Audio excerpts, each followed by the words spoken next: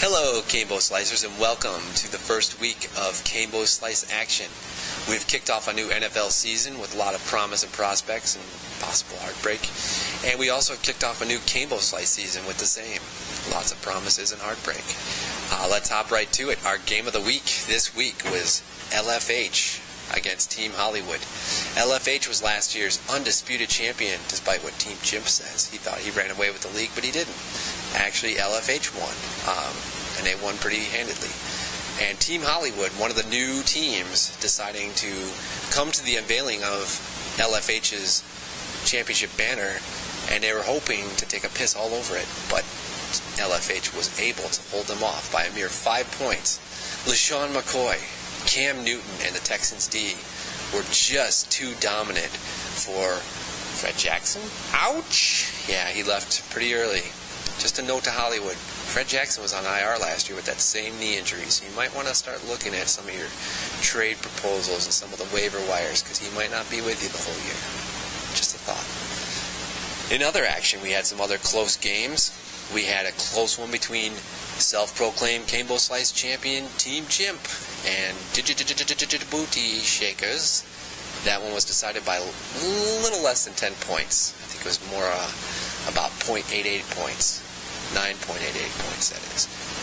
Michael Vick, Matt Forte, they had a pretty good game. They had a pretty good showing, but the rest of the Booty Shakers kind of decided to take week one lightly and not provide too much for the team.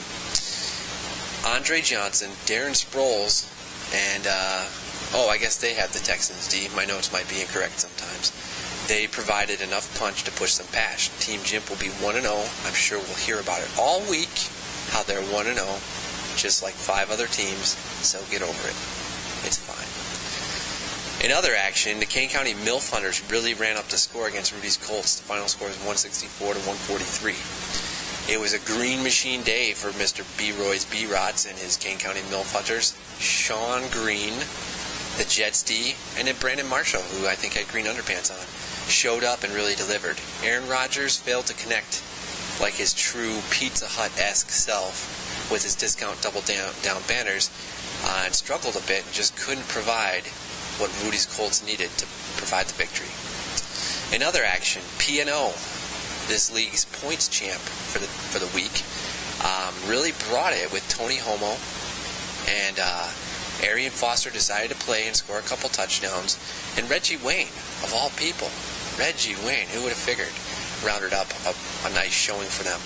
Ugg Boots, they've got to be thinking to themselves, where on earth was Drew Brees? What happened? Why didn't he kick butt? Well, he just didn't, and they didn't.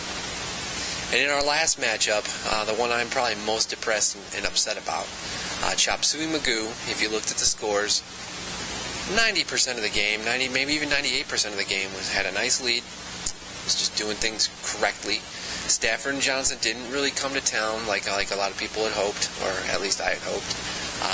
But they had it in check, and then all of a sudden, in about 2 minutes, Ray Rice and the Ravens D put about 40 points up on the board, and therefore Chop Suey Magoo lost to Epic Teabaggers.